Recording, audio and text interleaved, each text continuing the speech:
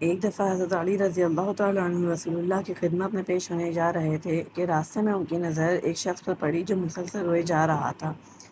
حضرت علی نے اس بندے سے رونے کا سبب پوچھا تو اس نے بتایا کہ میں بہت ہی بڑا گناہ کر بیٹھا ہوں، مجھے اللہ کے عذاب سے ڈر لگتا ہے، مجھے سمجھ نہیں آ رہی ہے میں کیا کروں۔ آپ حضور صلی اللہ علیہ وسلم کی خدمت میں میری معافی کی سفارش فرما دیں۔ حضرت علی شیر خدا اس شخص کو ساتھ لے کر حضور صلی اللہ علیہ وسلم کے بارگاہ میں پیش ہوئے۔ جب حضرت علی رضی اللہ تعالیٰ عنہ حضور اقدس کے سامنے پیش ہوئے تو حضرت علی زار و قطار رو رہے تھے۔ حضور نے فرمایا علی آپ کیوں رو رہے ہیں؟ حضرت علی نے فرمایا جب میں آپ کی خدمت میں پیش ہو رہا تھا تو اس شخص کو دیکھ کر مجھے بہت زیادہ رونا آ گیا۔ حضرت محمد صلی اللہ علیہ وسلم نے پوچھا وہ شخص کہاں ہے؟ آپ نے عرض کیا یا رسول اللہ وہ شخص باہر کھڑا ہے۔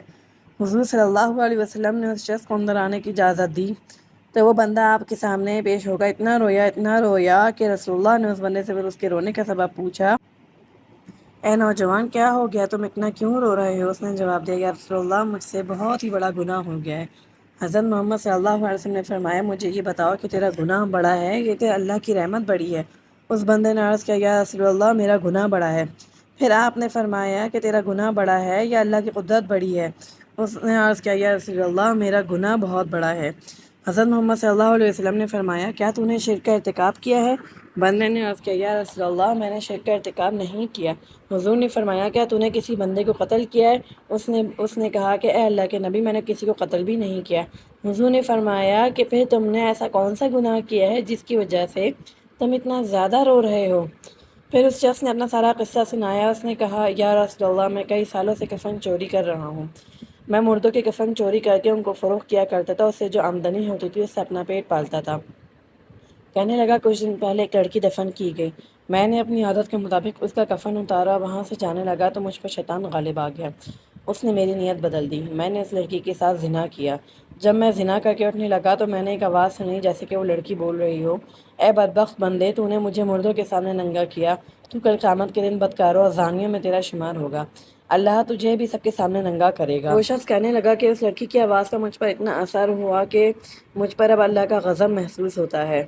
جب رسول اللہ نے اس شخص کا سارا قصہ سنا تو حضور کی آنکھوں میں بھی آنسو آ گئے۔ حضور نے فرمایا تو نے تو واقعی بہت بڑا گناہ کیا ہے۔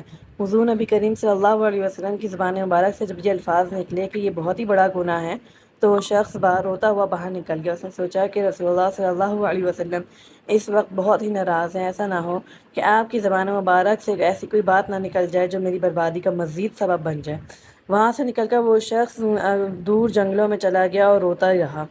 جب وہ شخص کئی روز معافی مانگتا رہا تو خدا نے اس بندے کی توبہ قبول فرمائی۔ اللہ تعالیٰ کے حکم سے حضرت جبرائیل علیہ السلام حضور کی خدمت میں پیش ہوئے اور سلام پیش کیا۔ حضرت جبرائیل نے فرمایا اللہ کے رسول صلی اللہ علیہ وسلم اللہ تعالیٰ نے فرمایا کہ مخلوق کو پیدا کرنے والا، رزق دینے والا اور اپنی مخلوق کو معاف کرنے والا بھی میں ہی ہوں۔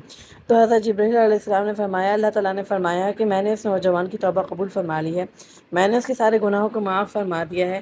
تو اللہ کے رسول نے ایک صحابی کو اس شخص کے پاس بھیجا کہ اس شخص کے پاس جاؤ، یہ بتاؤ کہ اللہ نے تیری توبہ قبول فرما لی ہے۔